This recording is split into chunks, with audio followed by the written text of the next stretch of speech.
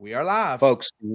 Folks, what is up? And welcome back to the Vol Talk podcast. You're here with myself, Blake, and you're here with my brother, Austin, and we are here to talk all things volunteer sports.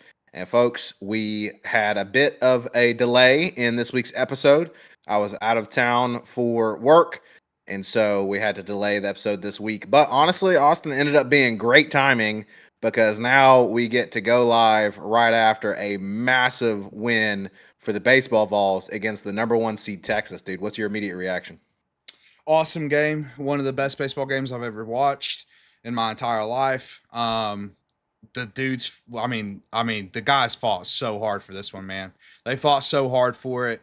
Down 4-0. Liam Doyle once again has a rough day on the mound, yet we find a way. We dug deep, went 12 innings with, like you said, the number one seeded Texas Longhorns in the SEC tournament. And now we are looking like we're likely going to host now, I would say. Host in the NCAA tournament. I think beating Texas does enough. We're going to be top 10 in the advanced metrics and whatnot. So it's looking like we're going to host now, which is huge. So yeah, man, just an absolutely massive win.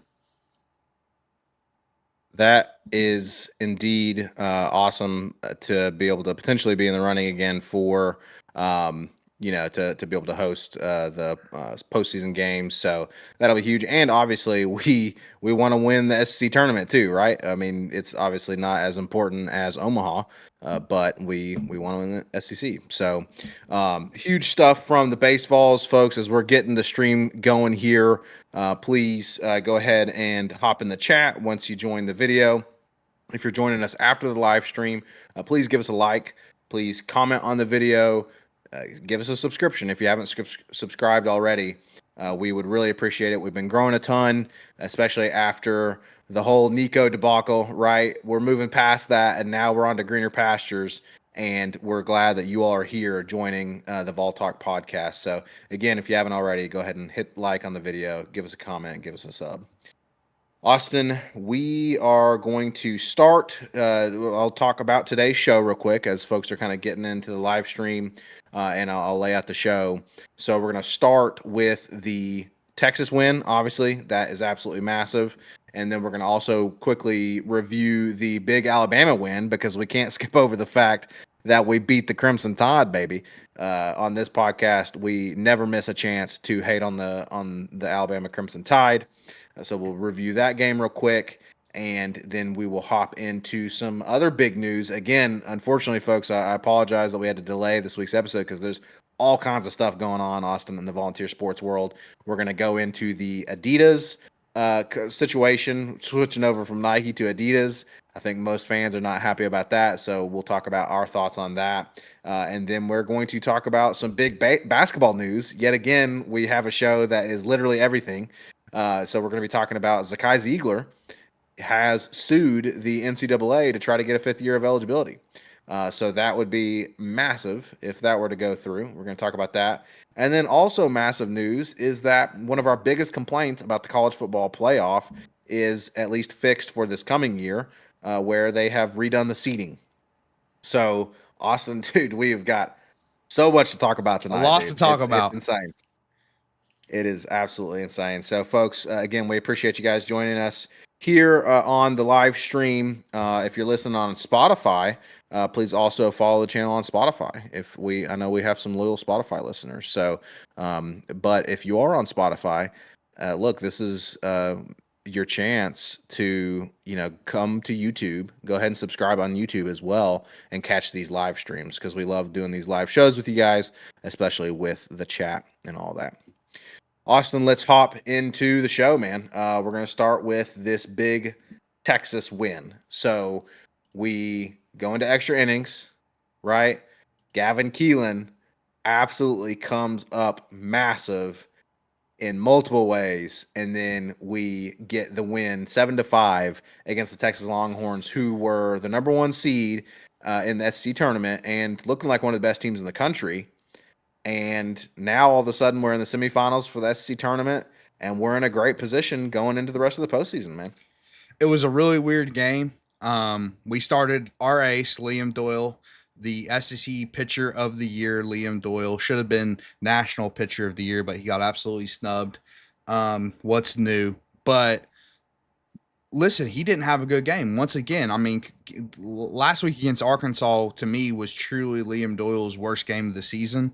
Um, kind of had that series once we got the dub with Marcus Phillips, and then Liam Doyle just wasn't himself, and he wasn't himself once again. He just didn't have the command in today's game to start the game, and then Texas started a lefty who's a walk-on who hasn't pitched much for them all year in the SEC play. And we were just totally confused, man. We could not get a hit off this guy for the first few innings of the game, and it was looking rough, man. But then things changed, dude. We dug deep. We came back slowly but surely. Finally got the lefty out of there. And once the more traditional pitchers got in, we actually started doing better. Funny enough, as far as the bats were concerned. Um, tie the game 4-4. Like I said, we were down 4, tied it up 4-4. Went into extras, and then Gavin Keelan went absolutely ballistic, man. Went absolutely ballistic. Got some huge pitching as well in the extra innings, but like you said, man, Gavin Keelan comes up massive in the 10th inning, gets a home run to put us up 1, and then we give up a run in the 10th, and then in the 12th inning gets a double, 2 RBIs to secure the victory, man. It was just unbelievably clutch ABs from Gavin Keelan. I thought the double was going to be a homer. I mean, it sounded like a homer off the bat, looked like it was going to be a homer. Would have been a homer in Lindsey Nelson. Let's just be honest. It would have been. We get a lot of flack about our small ballpark. That would have definitely been a homer all day, every day in Lindsey Nelson. Gavin Keelan said after the game that he thought it hit the scoreboard. But then by the time it landed on the dirt, he said he got humbled. And that's why he was kind of slow around the bases. He was admiring his work because he thought he hit a homer. And but still, I mean, it's super clutch double, obviously.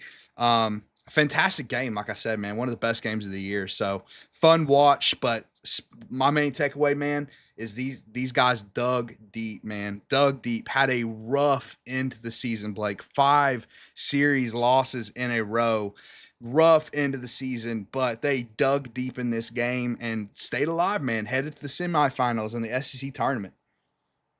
Headed to the semis, and again, I think the big point for me is this new life, right, for this baseball team, because you're right, dude. It was rough, the end to this regular season, these series losses just stacking up left and right. And I was worried, dude. I was hitting the panic button. And obviously, we still don't know what's going to happen. But by the same token, we have said all along, hey, look, Omaha is still in the realm of possibility. This is still a great team. And honestly, Austin, my big takeaway from this game is despite the fact that Liam Doyle played poorly, we were able to find a way to win. And that has been it seems like our issue is, hey, when the pitching's not the best, our bats also can't bail us out, right? And they haven't bailed us out in the past few series before we came to the tournament. And now, even though Liam Doyle, again, didn't play his best game, and again, like you said, freaking absolute snub on pitcher of the year. Okay, that is absolute highway robbery. We won't talk about that too much, but absolute highway robbery that he didn't get national pitcher of the year. But despite how great he is, he didn't play his best game, and yet we were still able to find a way to win, which to me is huge for my confidence going into the rest of the postseason. Again, because, that seemed like our weak spot in these last few series was, if our pitcher kind of dropped the ball, no pun intended, and the bats weren't hot, then we couldn't win, it seems like. Yeah, man, definitely. And I will say it does seem like the bats are heating up, man. I mean, it really kind of started a little bit against Vanderbilt and then poured into the Arkansas series. The bats got hot in the Arkansas series, and they were obviously on fire against Alabama. We'll get into that after this Texas review, but so the bats are getting hotter. It's kind of sucks that right when it seems like everything else about the team is starting to get better, that the only constant, really the only constant all year outside of Andrew Fisher and Gavin Keelan, really, Liam Doyle hasn't been himself the last 2 weekends, or the last 2 starts, I should say. Um, but we're also still seeing the fielding errors, which is an issue. But overall, it seems like, kind of like you're saying, the trajectory is up. We really found a new guy today coming out of the bullpen that hasn't really been a factor all season, I would say. Brandon Arvinson out of the bullpen, man, absolute dog today. It's so fascinating, dude. Tony Vitello loves to play into storylines. He did it when Liam Doyle went back to Ole Miss, right? He let Liam go as long as humanly possible in that Ole Miss series, because it was his former team, right? He wanted to get revenge on his former team. Well, Brandon Arvinson was committed to Texas as a transfer before they hired their new coach, which their new coach is a scumbag. Sorry, Texas fans. You got a scumbag for a coach. Just saying, just calling it how it is. He completely screwed the Aggies, said he wasn't leaving, called a media member an idiot for even asking the question, and then he left the very next day. That's Lane Kiffin-esque. That's a scumbag. When I know a scumbag when I see one, that's a scumbag. But anyway, so he was committed to Texas, and then they basically pulled the scholarship offer because this new coach came in. And dude, he played with an absolute chip on his shoulder today.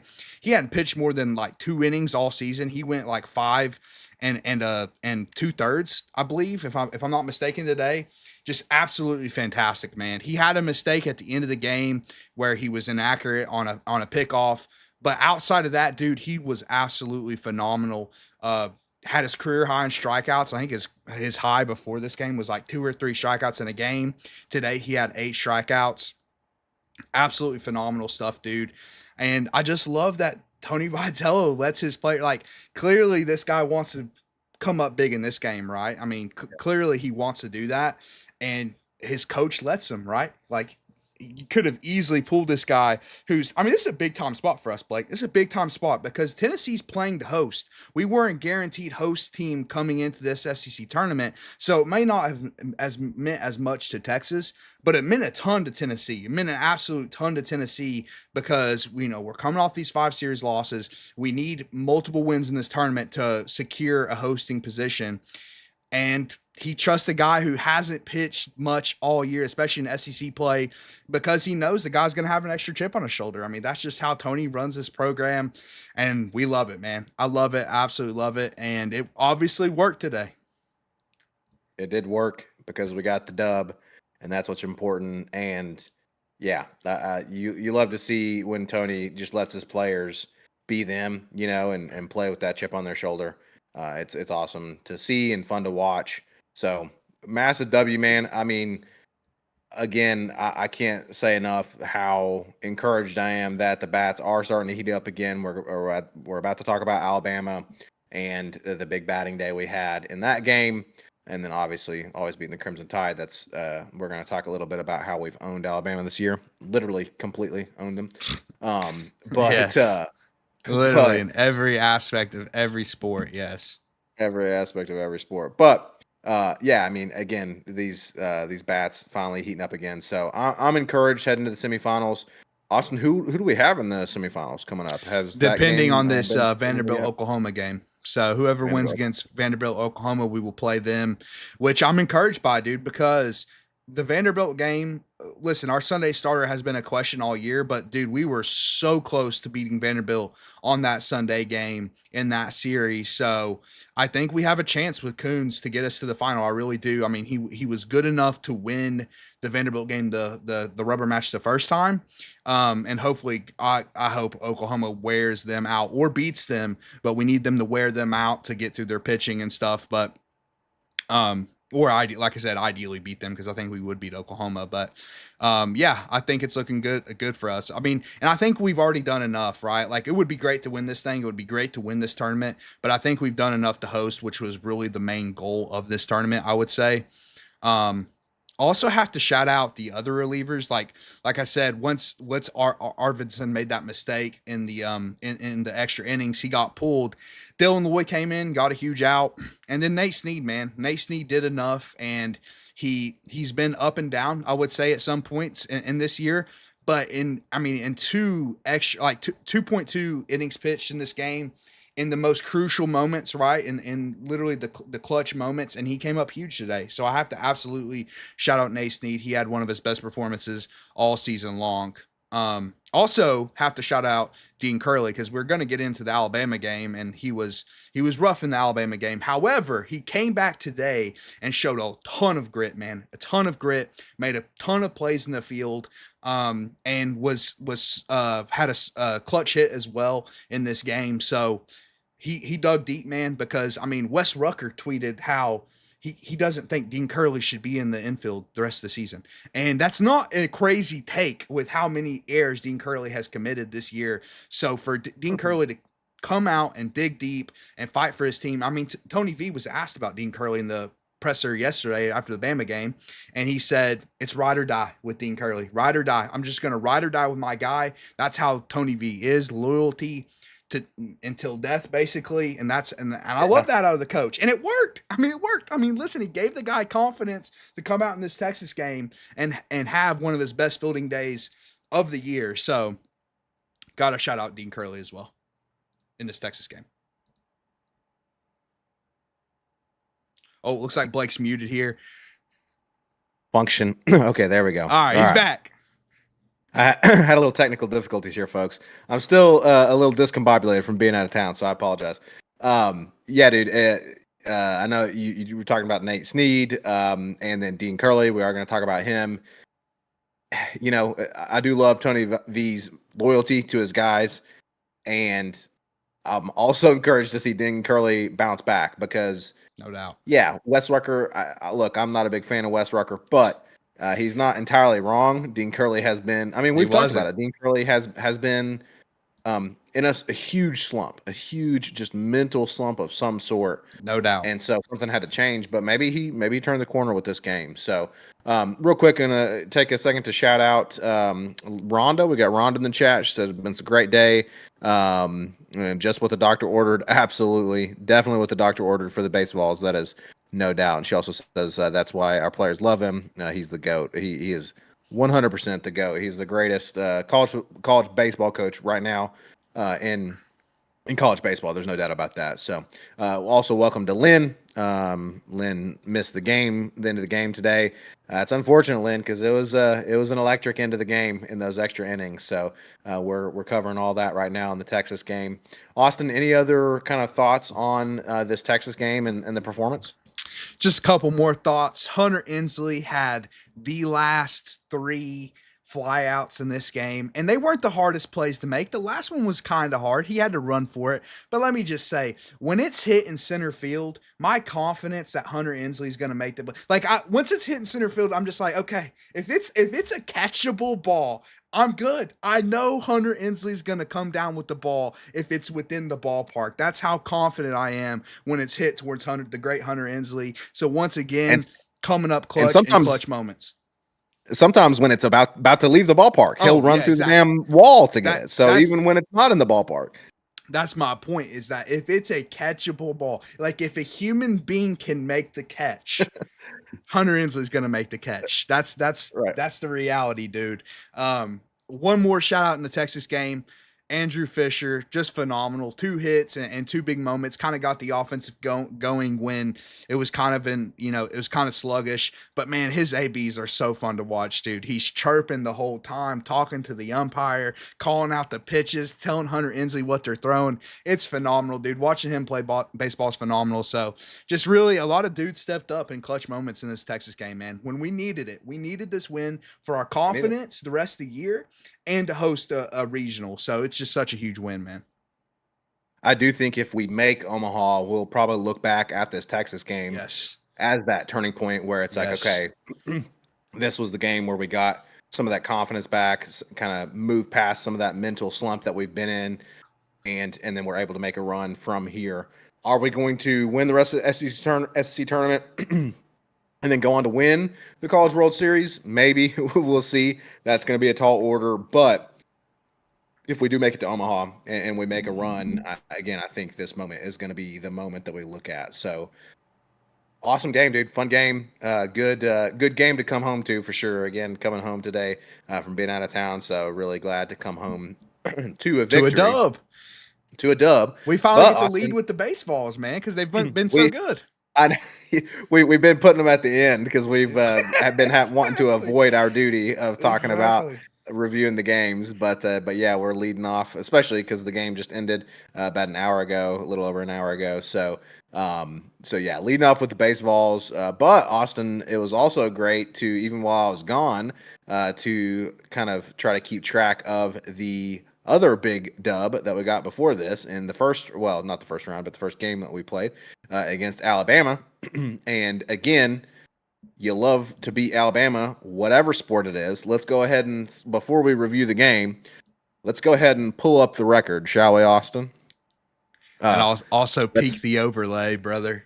See what I got on the overlay here. hold on. Let me. Vols own Alabama in literally every collegiate sport known to man. Pull up the record books, Blake. Just how many sports have the Tennessee Vols beat the Crimson Tide in this year, brother? Pull Well, up we that are gonna record for me. pull. We're gonna pull up the record book. I'll Now, jog people's memories. It's been football. We know football, right? We yeah. know Jemai Mashak's shot in basketball. We own them in basketball, and we just beat them again in the SEC tournament. We were 3-1 against them this year in baseball. So, is there So, any sport that Alabama's beat us in, dude? well, so obviously all the major sports, right? You've got, like you just talked about, basketball, football, baseball.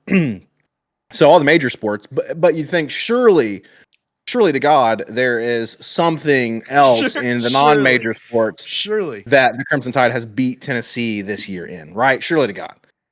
Well, let's review the record. This past school year versus Alabama. Football, 1-0. Beat football. Men's basketball, 1-0. Beat them in basketball. Women's basketball, Caldwell and the Lady Vols beat them 1-0. Baseballs won the series and then just beat them in the postseason. Okay. Volleyball beat them. Men's tennis beat them twice. Women's tennis beat them 1-0. Men's swimming and diving 1-0. Women's swimming and diving 1-0. Wow. Women's soccer tied. Oh, Congrats. good job, Congrats. You got a tie in there. Good job, You, Alabama. you tied women's soccer. Oh, but don't wait. There's more. Apparently, we also beat them in rowing. Oh, So that's tough. quite literally, That's tough. it is a bad year to be a Crimson Tide fan because That's Tennessee, tough, man. Austin, Tennessee is not only back. Look, when we talk about Tennessee being back, we talk about football, but bro, we are back across the board. And putting belt to booty against the Alabama Crimson Tide. There's no question about it. I mean, this pairs so perfectly with a message board message I saw rolling around Twitter this week that an Alabama fan wants to kick Tennessee out of the SEC. No wonder you want to kick them out of the SEC. We whip your ass in everything. You literally didn't beat us in a single sport known to man. Bring us one single sport. Just one sport that Alabama has beat Tennessee in this year. Just one. Bring one in the chat, Alabama fans. If an Alabama fan is in the chat, somehow found Vol Talk, let me know one single sport that Alabama has beat Tennessee in. It's no wonder their fans want to kick Tennessee out of the SEC. I would too. I mean, I get it. I mean, we just own you, so why would you want to play us every single season in all these sports? And the domination continued in the SEC tournament, brother. It did. But I just want to say real quick too, don't forget as well that we're reigning Microsoft Excel national champions. So they have nothing.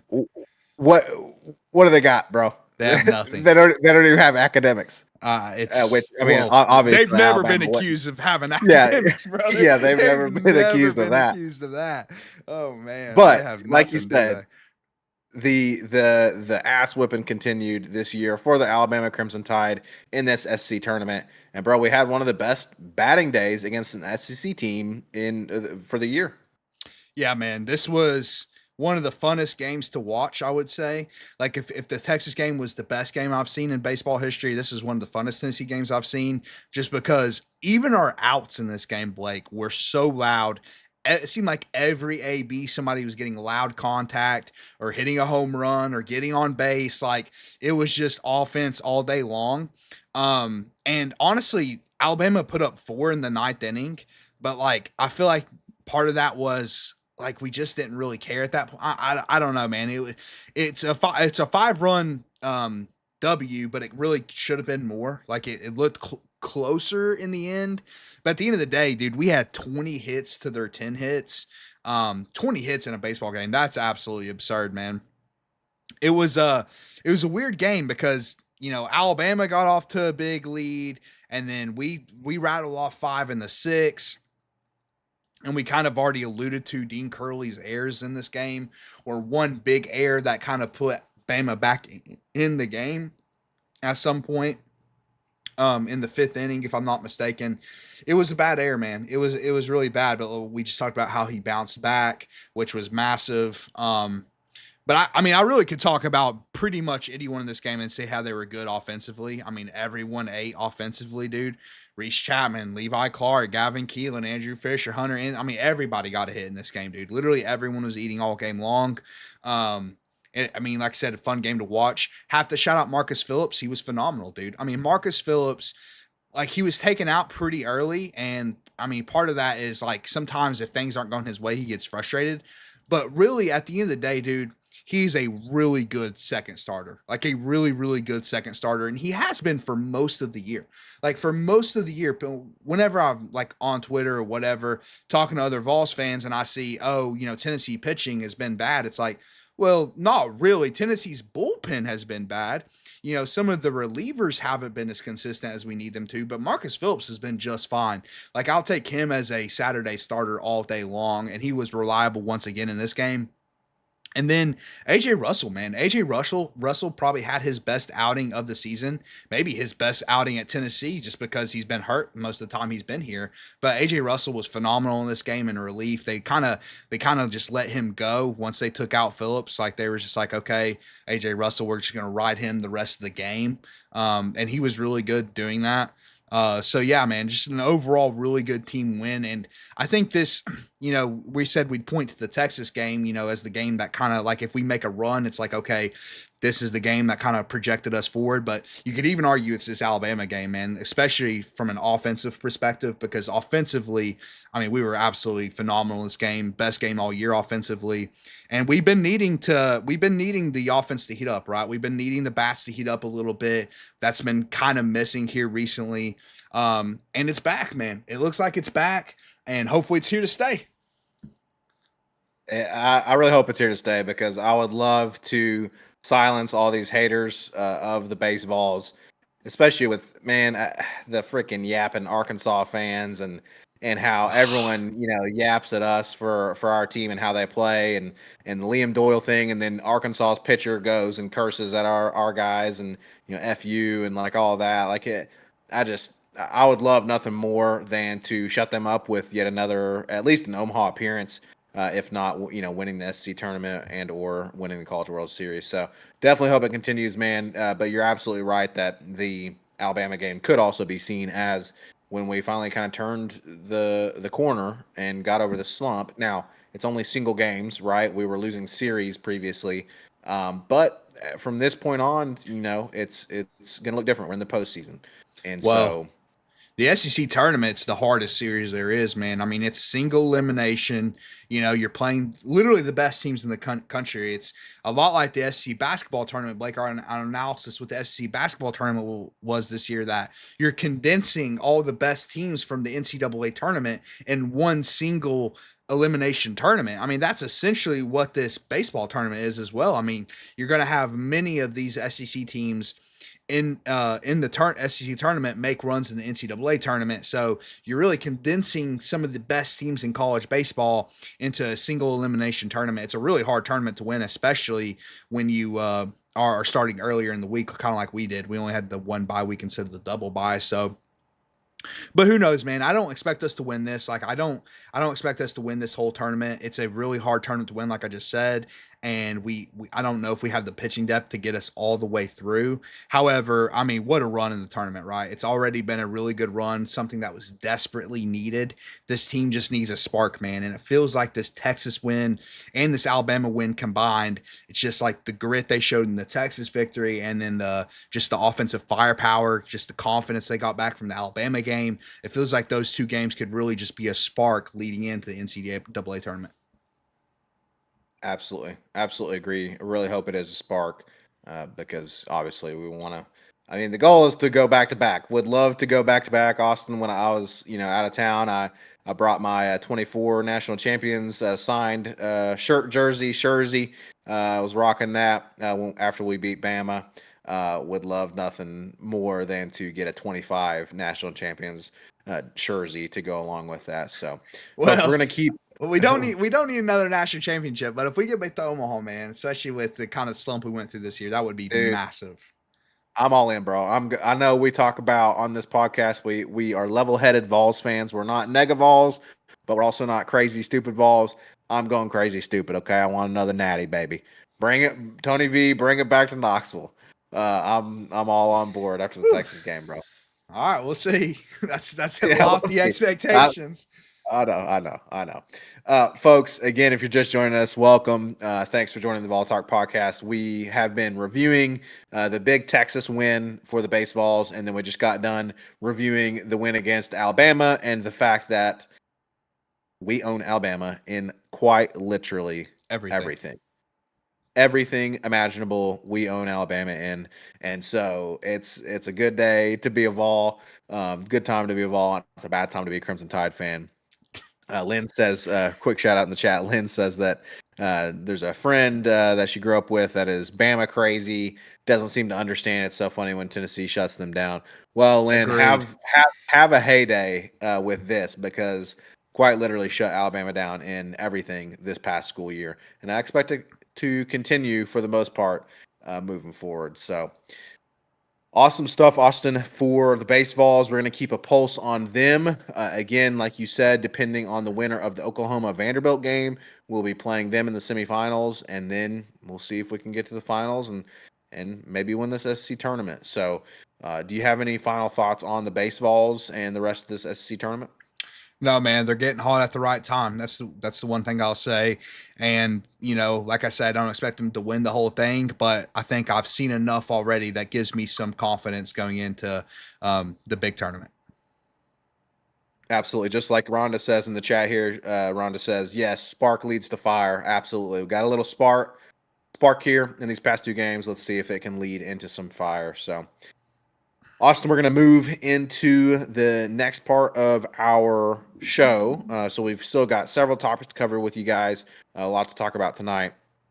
Real quick, before we move into the next part of the show, I do have a couple special shout outs. Okay. So, the rest of the show, we're going to be talking about Adidas versus Nike. So it looks, Austin, is it a done deal yet? That it's a done deal. We just don't know the details. No, That it doesn't seem like it's a not a done done deal. deal. We'll get into the details, but We're going to get into the details of Adidas versus Nike, potentially switching back to Adidas as the apparel provider for the Vols.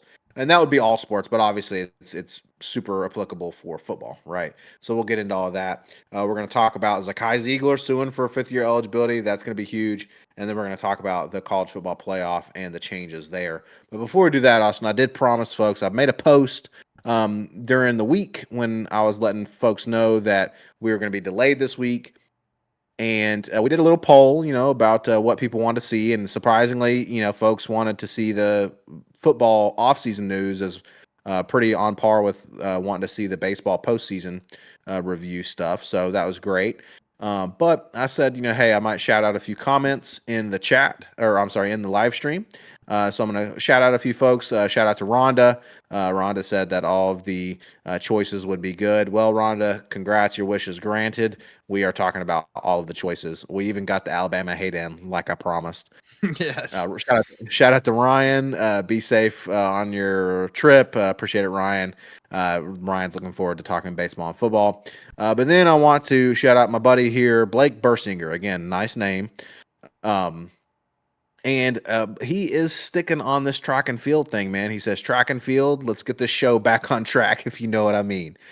I don't know why he's so obsessed with track and field, but you know what? He's a supporter of the program, as Josh Pate would say.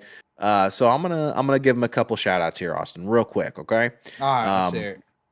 I want to give Blake Bursinger a couple shout outs. Listen, we talked about how Tennessee's been owning Alabama and everything because we're an everything school. Well, guess what? We're also everything in track and field as well. Okay. I'm talking about Christian Coleman, okay, former Vol. He was he's a world champion in the 100-meter dash. He's a world champion in the 4 times 100-meter dash in relay. We got Justin Gatlin.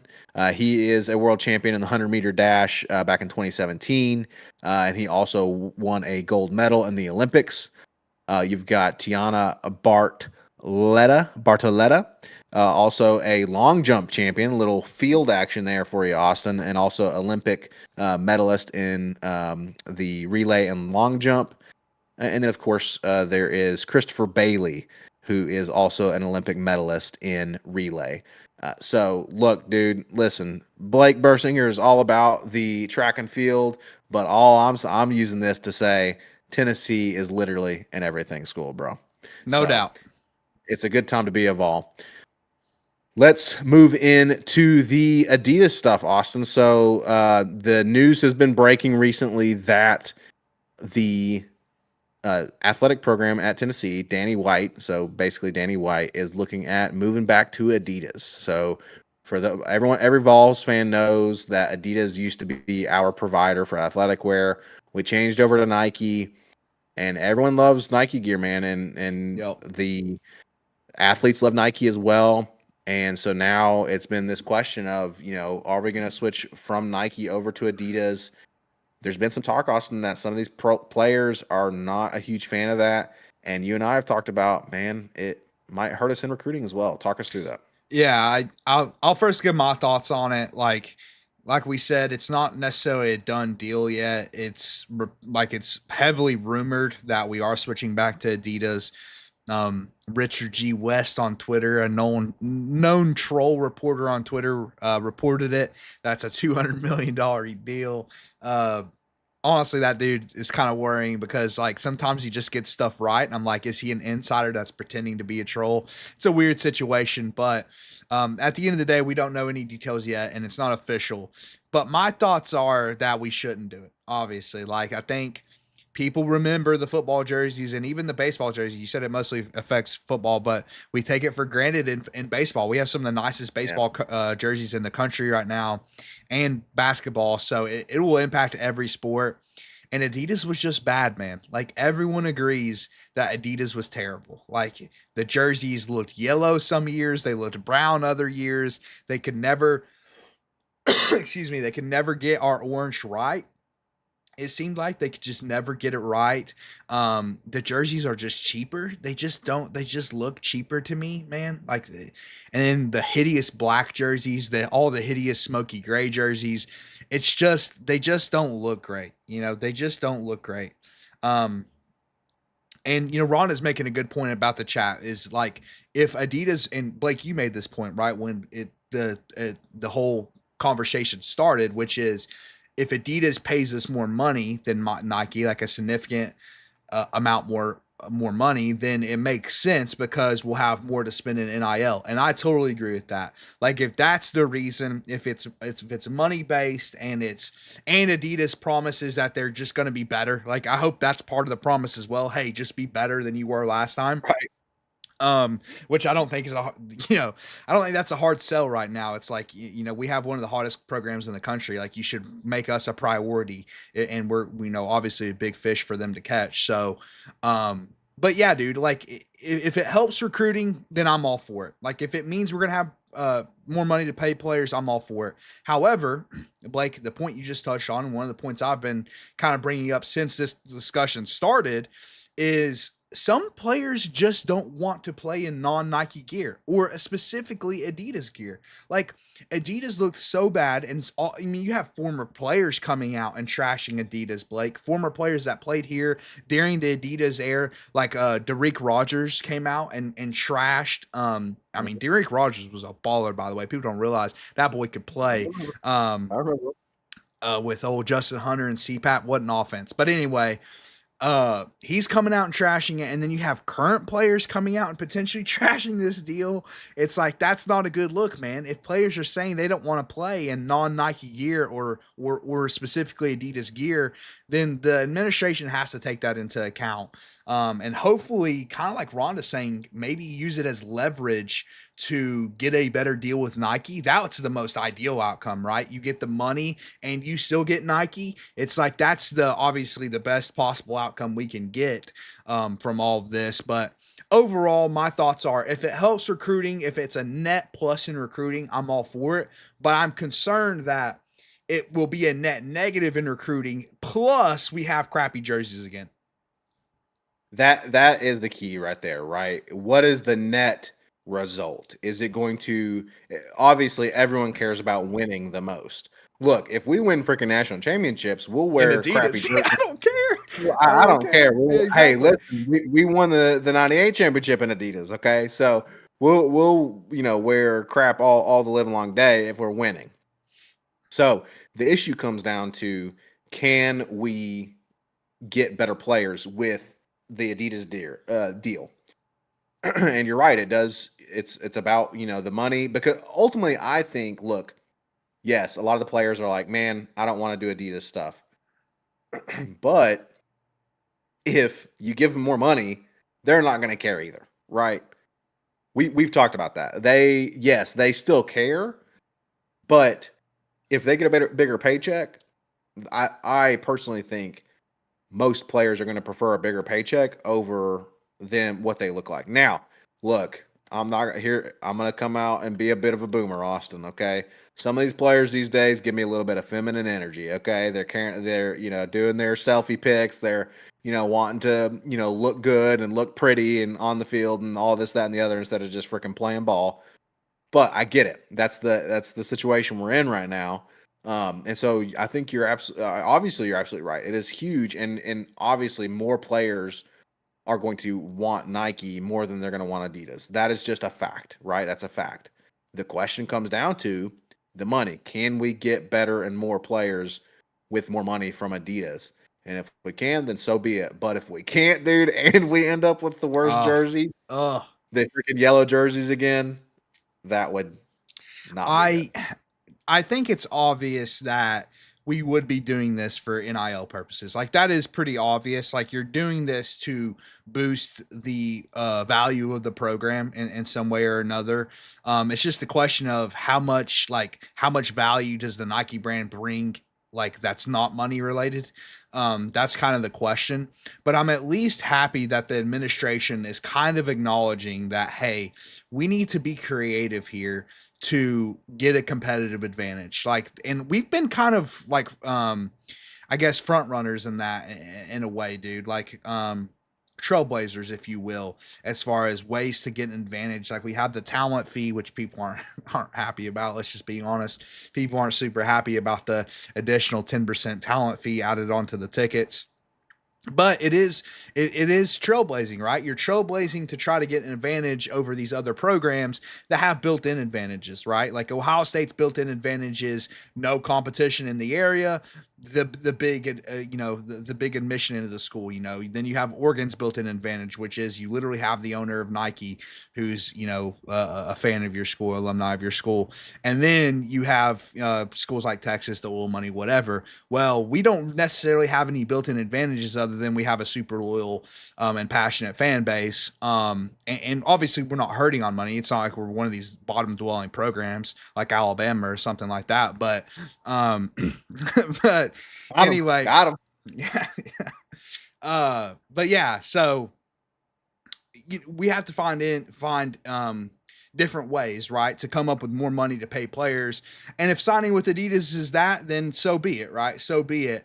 But I think part of the deal has to be Adidas promising that we're not getting crappy yellow jerseys anymore. You have to Yeah. promise us that, because we better see at least 50 mock-ups of different jerseys across all sports, right? Across all sports using our actual color, that tells us, okay, we can actually sign on the dotted line here, because they never got the smoky grays, right? The smoky grays always sucked under Adidas, and that's one of our coolest jerseys in all of our sports.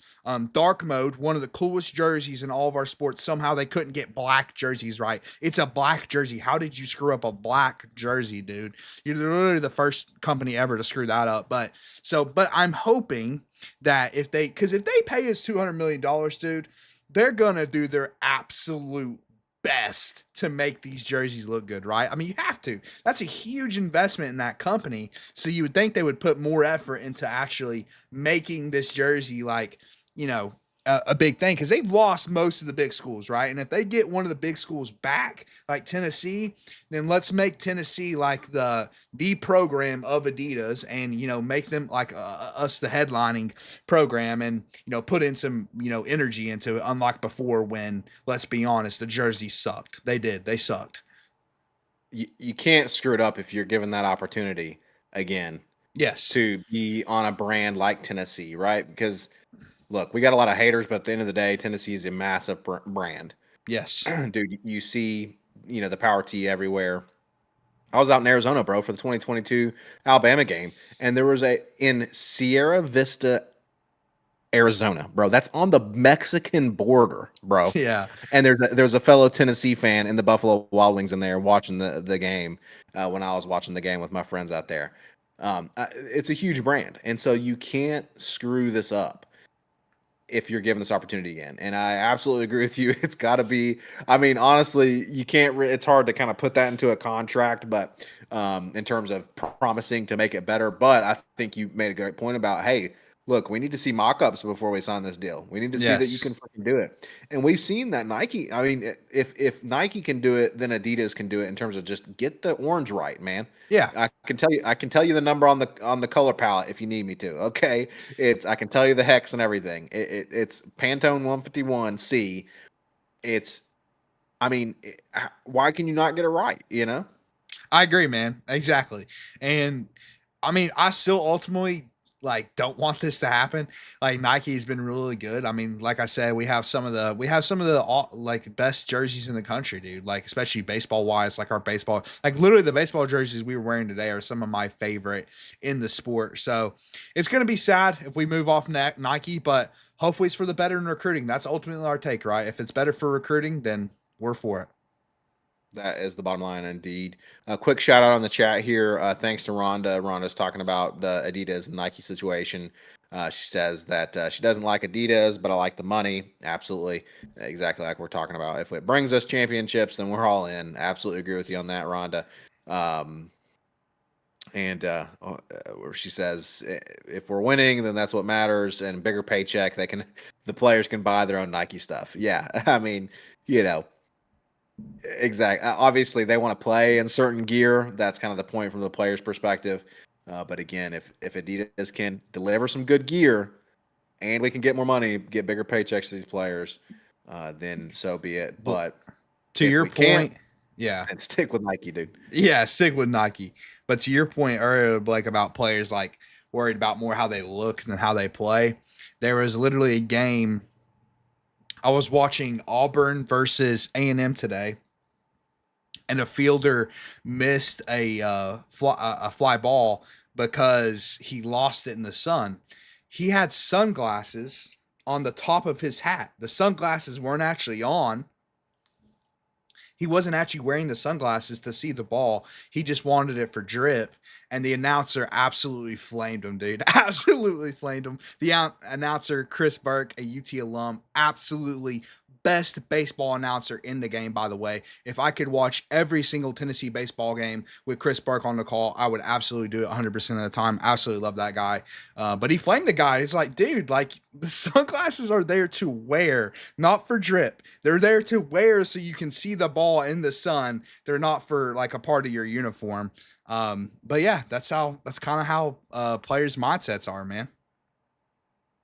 I definitely show my boomer side when I think about stuff like that. How, you know, Austin, I'm a big Al Wilson fan. I always go back to Al Wilson, Oh, you dude. got to, man. It's Look, always good to go back to Al Wilson. listen, he was wearing, the freaking, 90s jerseys that, Adidas crap, and it was, whatever.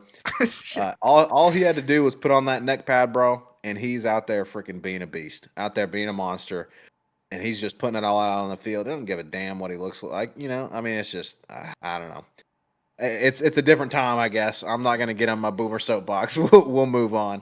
Quick shout out to Lynn in the chat. She says my 13-year-old daughter is going out for track and field at school. Hey, good luck to Lynn's daughter. Really, really hope your daughter can make the team. That'd be awesome. Maybe she can one day continue Tennessee's history in track and field. Exactly. I was just about to say thanks for the That would shout be out, awesome. Lynn.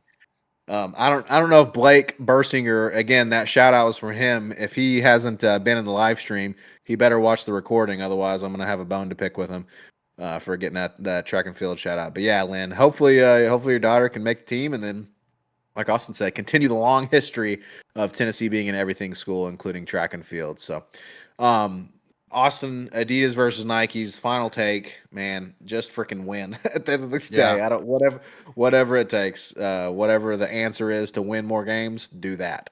If it's net winning, we're pro. But if it results in the same amount of winning and we just have crap jerseys, then let's pass. let's hard pass. Let's pass on it. Please, for the love of God. All right, folks, we are moving right through the show. We've got a couple more minor topics to talk about. We have got some basketball news. Look, man, it's once again an episode with literally everything. We're talking a little bit of football. We're talking a little bit about baseball. Now we're going to talk about some basketball, and then we'll end on football again with the changes to the playoff, Austin, which I'm excited for us to get our thoughts out on. But first, dude, listen, this is exciting stuff. Okay, when I saw this headline, bro, I was like, inject this right into my veins. Zakai Ziegler suing the NCAA, which we have a good track record with the NCAA so far of beating them, for better or for worse. You're not going to like my take on this. Oh, God. Okay. Look,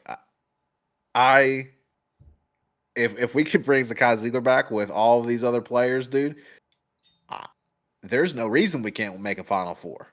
In my opinion, I mean, now that I agree with. Bringing be Zakai back to this team with this talent that we have coming in would be absolutely phenomenal. Okay, that part of that I agree with. Now, the part you won't like is I don't like this overall. The reason I don't like this overall is this is just the state of the NCAA. It has nothing to do with Zakai. I totally understand why Zakai Ziegler is doing it. He's literally losing out on millions of dollars potentially to play basketball next year. From us, I think someone reported it was between 2 to 4 million he would lose if he didn't get to play. So from his perspective, I totally understand it. And there's so many instances across college sports right now of dudes getting extra eligibility. It's like, well, why can't Zakai get a fifth year with all the injuries and stuff that he went through and whatnot? So I'm fine with it from Zakai's side. However, I'm sick of players doing it. I'm sick of this happening. I'm sick of players getting like 12 years of eligibility, it feels like. And like I said, it's not just Zakai. I mean, Cam Rising just medically retired from football. Dude, he's been in college football for like 9 years. Like, medically retiring from football. Like, what do you mean medically? Like, dude, you've been playing college football for 9 seasons. Like, the gig was up 5 years ago. You know what I'm saying? Like, to me, it should be 4 and done, right? Like, it should be traditional 4 seasons, 1 red shirt, and then you're done. That's my view on it. Right now, the NCAA basically can't tell these guys they're not eligible. And it's a problem, man. It's a problem. It's a problem in college sports. totally don't blame the athletes for taking advantage of it. Don't blame Sakai taking advantage of it. And I get the argument that the NCAA screwed the athletes for so long, blah, blah, blah. But my take is the lack of leadership, once again, is failing college sports. The lack of leadership in the NCAA is failing college football. It's failing college basketball. It's failing college sports as a whole. It's just I want traditional college sports like as much as possible. Obviously, we're never going back from the NIL era and whatnot, but at least let's make traditional eligibility rules like that. How can we not do that? It's supposed to be, kids playing against kids, not grown men playing against 19-year-olds. But from a selfish perspective, I would love Zakai back. Please. I would love another year of Zakai Ziegler playing with this super talented team that we're bringing in next year. And at the end of the day, I agree with you, right? Like I want to inject Zakai Ziegler into my veins. If we can get him back with this loaded team, man, honestly, I feel like we would be favorites to make the Final Four at least. Win be a loaded roster, man. Loaded roster. It's gonna be a loaded roster. I mean, we're already a loaded roster even without him. You bring Zakai back, and all of a sudden, it's insane. So yeah, like you said, selfishly inject it right into my veins. But I mean, look, I'm not going to disagree with you because I'm a traditionalist when it comes to college sports, and so you're absolutely right that we're moving further and further from stability. We're moving further and further from tradition in this sport, in all college sports. And it's going to not be good for college sports in the long run because it's just the Wild West. And if there's no regulation, if there's no look, I'm typically anti-regulation, but when it comes to college sports, you have to have some sort of guardrails. Otherwise, that's just going to be, it's going to be the Wild West, and it's not going to be good for the sports overall. So. We'll see. We're going to keep a pulse on Zakai Ziegler in the lawsuit. Obviously, as soon as news breaks on how that goes, I imagine it's going to be a while for that to go through. Honestly, True. I don't know that it will even go through before the season starts in terms of getting a ruling. We'll see. But with how the legal system is, I mean, would it be crazy if it didn't go, if he did win, but it wasn't until like a year from now, and then he's like skipping a year and then comes back after that? That would be insane. I don't even know how that would work, but yeah, it's going to be a minute before we know. I think it will be before the season, though, is my guess. We will see one way or another, folks. We'll keep a pulse on that. If you're just joining us, please, again, we appreciate the support. Go ahead and give us a like. Go ahead and drop us a subscribe or a follow on Spotify if you're listening on Spotify later on. If you are just joining us and haven't chatted yet, please hop in the chat. We'd love to see what your take is on the Adidas versus Nikes. We'd love to see what your take is on Zakai Ziegler and this fifth year of eligibility. We'd love to see what your take is on everything else. Anything and everything that we've talked about so far, let us know in the chat. We'd love to chat with you guys.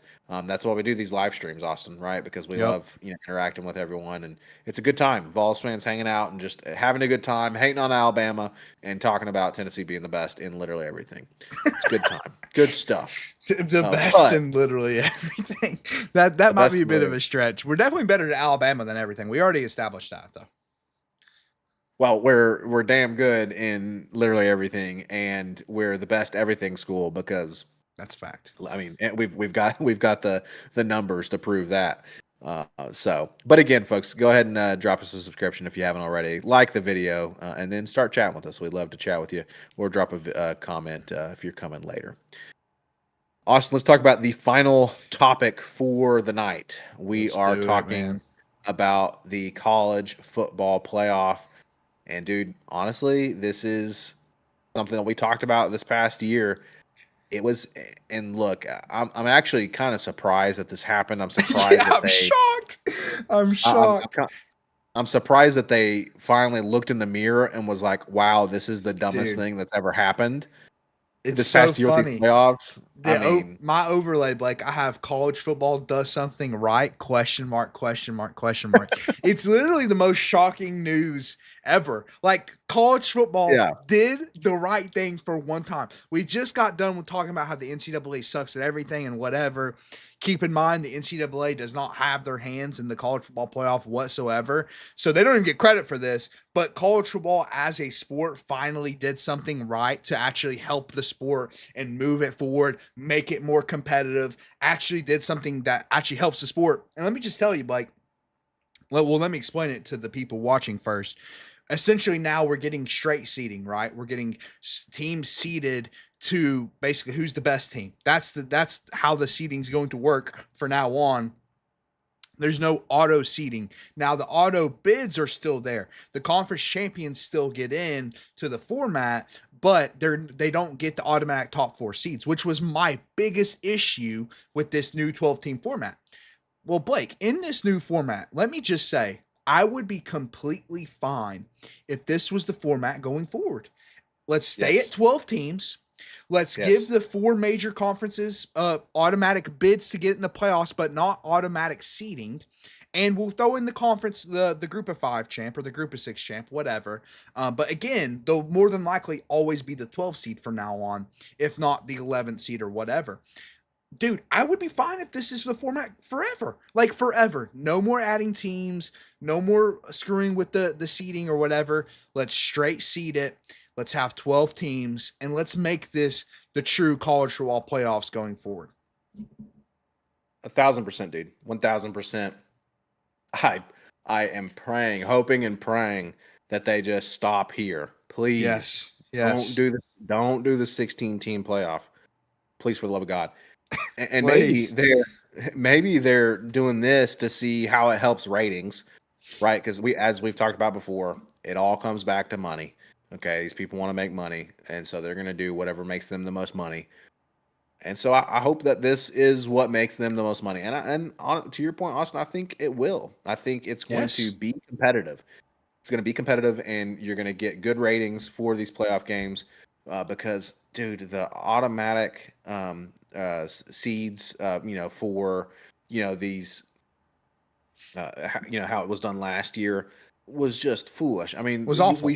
we saw in the playoffs how dumb it was. Just the result. Yes, absolutely. So this year, Blake, let's just go over what the bracket would have looked like last year and how that would have benefited Tennessee because we all remember getting boat raced by Ohio State. We all remember that. Well, we would have avoided Ohio State altogether in the first round. We would have played SMU for our game number 1. We would have had a game in Neyland under this new format, Blake. A playoff game in Neyland Stadium under this new format. Once again, Tennessee gets screwed by a playoff format, literally changing like the year after or 2 years Yeah. after. Just like the 22 team would have made the 12 team playoff. They didn't because there was only 4 teams. Now last year's team would have been greatly benefited by this new format, but it's still good for the sport going forward. So we would have played SMU at home, and then we would have got Georgia. Which listen, Georgia. I'm not saying we would have beat Georgia last year, especially since we had Nico. But maybe without Nico we would have. But remember, Georgia had their backup quarterback. Georgia had their backup quarterback in the playoffs and really couldn't do anything against Texas in that playoff game because of it. Or I'm blanking. That was the SEC championship game. It was against Notre Dame. Excuse me. Now Notre Dame had a lockdown defense, but still, my point still stands. Georgia was banged up, man. They had their backup quarterback in. So in this format, it's looking a lot better than it was last year, obviously, when we had to go Ohio State on the road into number 1 Oregon. I mean, that was the most brutal run out of any team in the playoffs. That was no question Yeah. about it. That was literally the toughest run that we had to go on last year. And in this format, it would have been SMU at home and then Georgia with their backup quarterback. I would have taken that 10 times out of 10 Oh yeah. over last season. So listen, this is best for the sport, man. It's best for the sport. And just like I have in the overlay, college football finally did something right for the first time it feels like in a while, dude. It's been a while since I look at college football news and I'm like, what? They did something right? Finally. Holy crap. Exactly. And let's be clear, dude, as fans, we shouldn't have to beg for this. Yeah. We shouldn't have to beg for you to do the right thing once in a blue moon, if ever. Like this is the one and only time we can remember in recent memory that you've done the That's right thing. Um, and at the end of the day, it's still not perfect, in my opinion. I think 12 is too many. I think 8 would have been the sweet spot. But as we've talked about, dude, we're at 12. Okay, fine. Keep it there. Please, God, do not go to 16 and keep this, straight seating. I mean, just do what's right for the sport, like you said, and everything's going to shake out better in the end for I think every stakeholder, including the people who want to get their grubby little hands on all the money, right? I think it's going to yep. be better for them because you're going to have better ratings, and more competitive games, Yep. and then the teams and the schools benefit as well. So you love to see it, man. You love to see some good news in the college football landscape. Maybe if they could, grow a pair and do something about the transfer portal. I know that's a ton to ask to do two right things, but Yeah, it's too much, I mean, dude. Dude, it's dude, if they did two right things in a row, oh my God, stop the presses. Holy crap, college football is actually. The thing is, man, the unfortunate thing is, my pessimistic view on it is they'll find a way to screw this up. Like they fixed it for one season for the 2025 season, and so it shows me they have the ability to just fix something whenever they want. By the way, they can do that. They just showed the ability to do that. right. So like there's a million other things that y'all should probably get on that you could probably fix right now. But they'll see this format, like you said, there'll be more competitive games. You'll have the rightful teams in the rightful spots, but then they'll say it's not enough. It's just not enough. We need to raise it by 4 teams, 16 teams, more money, blah blah blah. And then yeah, so they'll find a way to screw this up in a short time. Yeah, it's a pessimistic view, but it's probably the realistic view because that's the track record. That Exactly. is the track record we've had so far. So, but hey, for now, folks, we're here to celebrate the good news, and we'll see Austin this coming year.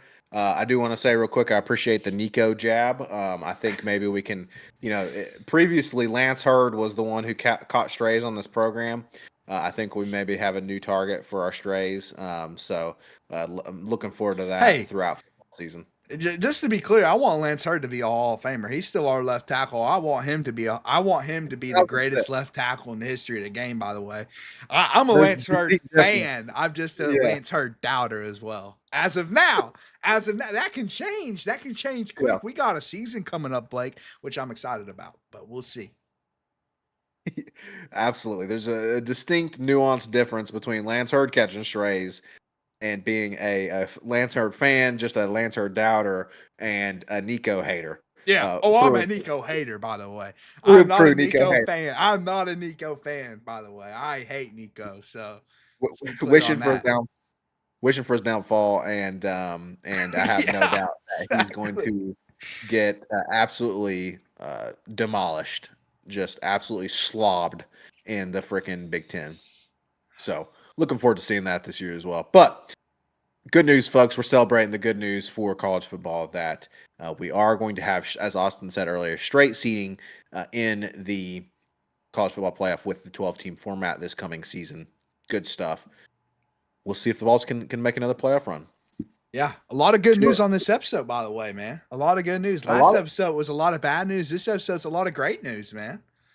exactly. Hey, listen, good things come to those who wait, folks. You had to wait a little bit longer for almost nearly 2 weeks for this episode to drop. Again, we apologize about the delay, but good things come to those who wait. And indeed, we had a lot of good news on this episode compared to previous episodes. So let's recap it, Austin. We got the baseballs. They are looking up again. Okay, we got good news in the SEC tournament, beating Alabama, beating Texas, headed to the semifinals, going to play Oklahoma or Vanderbilt in the SEC tournament. And the bats are getting hot again. Yep. So good news for the baseballs. Talking about Adidas versus Nike, I guess that was really the only segment that wasn't a ton of great news. But we're cautiously optimistic that whatever happens, listen, Danny White typically makes good decisions. That's a very good So point. That is a I very good point. I trust him to make decent decisions. So putting all of our trust in Danny White to come out on the right side of this Adidas versus Nike thing. We're all for the Nike stuff, but at the end of the day, we're all for whatever Winning. makes us win more games. And then we talked about Zakai Ziegler and him, going for a 5th year of eligibility. While we disagree with the landscape of college athletics right now, who wouldn't want to see ZZ on the court again? So we'll see how that goes. And then we just got done talking about the college football playoff and the change to the seating there, straight seating moving forward, at least for now, for the college football playoff. Austin, ton of stuff. It was a fun episode, man. You got any final thoughts? No, man, no final thoughts other than I can't wait to see the baseballs continue in this SEC tournament. I'm kind of hoping Vanderbilt wins. I said earlier that I kind of want Oklahoma to win for the easier matchup, but I kind of want revenge on Vanderbilt, man. That would feel kind of nice to get that one back. And excited to see what they can do in the NCAA tournament as well, man. It's going to be exciting into this baseball season. I don't I don't expect us to win another national championship. I don't. But let's enjoy it while we can, right? We're having a fun SEC tournament. We're one of the most competitive teams in the nation, one of the most talented teams in the nation. And who knows? You can always make a run. I would absolutely love to make a run at Omaha. And then, to recap the college football stuff, that was great news, man. I think the seeding was all great news and whatnot. And we'll see what comes of this Nike stuff, bro. But a lot of news, a lot to cover on this episode. But I think we hit it out of the park. Jam-packed episode indeed. Fun episode. I agree with you, though. I would like to get some revenge on Vandy because, man, there is nothing more annoying than when Vandy fans get yappity. When little brother it's so embarrassing, dude. It's quite embarrassing for sure for Vandy. For them, yeah. Yeah, for them. Because why would you yap us out of everyone? Why would you yap? Out of anyone? Come on, man. Yeah, come on. It's no self-awareness whatsoever. Come on, get real. We'll see if we can get revenge against Vanderbilt, or maybe we're going to play Oklahoma in the semifinals on the SEC tournament, folks. We're going to keep a pulse on this. We will do another live episode next week. We'll be back to kind of our regularly scheduled programming somewhere between Sunday night or Monday night. We'll eventually, one of these days, we're going to get a hard schedule for you guys, okay? We're just, we're still young. We're still growing as a podcast. So, but we're going to be back to the general kind of time frame of Sunday or Monday night for a live stream coming up next week. And we will be, updating you guys on this SC tournament and the baseballs and any other news that comes for volunteer sports, Austin, because that's what we do. All things volunteer. And shout out to the chat. Shout out to Lynn and shout out to Rhonda for keeping the chat alive and Daniel for dropping in. Appreciate all the chatters and, all the viewers. Appreciate y'all. Absolutely. Appreciate you guys indeed. Like Austin said, shout out to them for keeping the chat alive. But folks, if you haven't already, again, last call, go ahead and hit the like button on the video. We'd really appreciate it. If you're catching the video after the live stream, go ahead and give us a subscription and turn on notifications. That way you can get notified anytime we do go live, especially right now since we don't have a set schedule. You need those notifications on so you can see when we're going live. We'd really appreciate the support, y'all. But Austin, again, we're going to catch everyone on the other side of this SEC tournament games coming up. Until then, as always, baby, go frickin' Vols. GBO.